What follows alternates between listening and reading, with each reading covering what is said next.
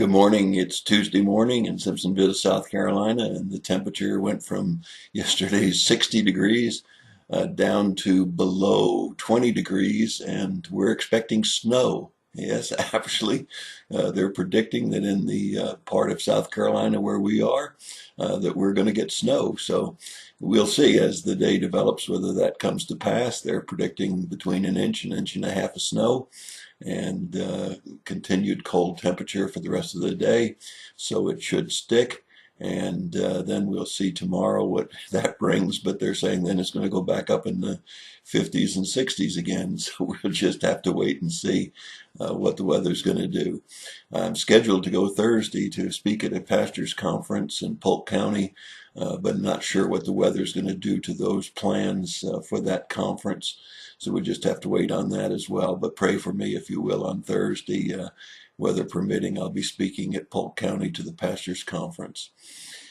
Well, here's your three questions from the book of Revelation. In chapter 2, we have the first letter to the seven churches. The letter is to the church at Ephesus.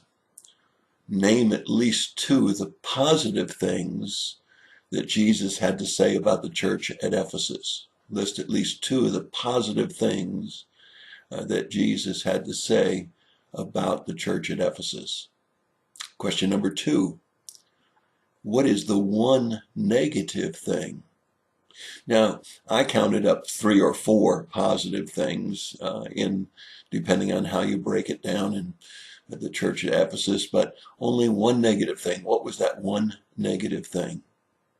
Question number 3, what corrective action did Jesus request? What corrective action did Jesus request? And finally, the last question, question number 4.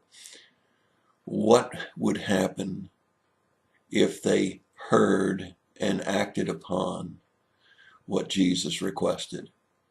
What would the benefit be if they acted upon the corrective action and heeded his direction?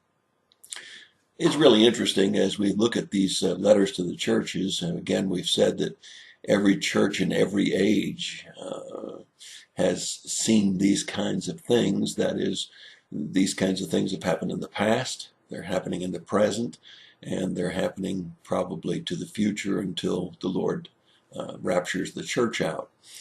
But as we look at these things, we also recognize that we are the church.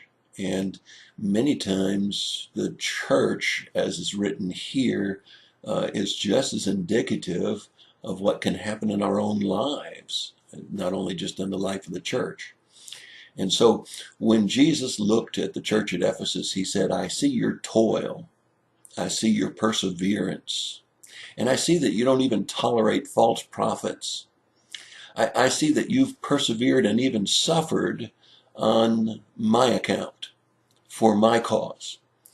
Those are wonderful traits, aren't they? To toil, to work hard, to keep on keeping on, and to not tolerate false teachings and false doctrines, and to even withstand persecutions for Christ's sake, not persecutions that the church brought on itself, but persecutions for Christ's sake.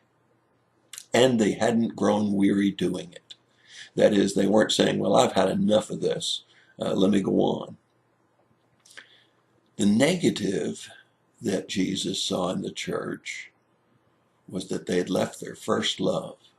He said, but Pastor, all of those positive things, they're working hard, they're persevering, they're not tolerating false teachings. Let's put that in today's terms. Church is working hard. Now, our church is going to be doing a Love Simpsonville program. We're going to try to show the community that we care about all of the people in the community and that it's not just take, but it's also give. Working hard. Guys were up at the church the other day hanging drywall and working hard, and they were persevering. And they don't tolerate false doctrine at our church, just as I'm sure they don't at your church. And they withhold and to test out those that speak and talk in the church. And so they're doing the right things.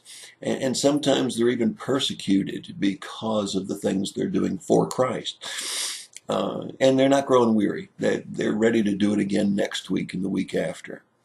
But the negative thing of leaving the first love, how do we really get our hands around what that means, how significant that is? So let me just say to you, most of you are probably married. Suppose you had a wife that was cooking, cleaning, doing the dishes, keeping the house nicely, doing all of those things, but she didn't love you anymore. She left you for another. You weren't her first love in your life. How happy would you be? Well, enough said. Third question, what corrective action did Jesus say? Repent. Repent doesn't mean just to admit that you're in sin. Repent means to turn the opposite direction. For when we sin, we're going in the opposite direction of righteousness. And when we repent, we turn back to righteousness. They're in opposite directions. And finally, he said, he who has an ear, let him hear.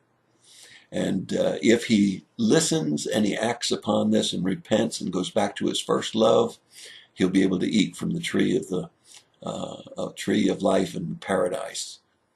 Great promise. Your thought for the day. Have you left your first love?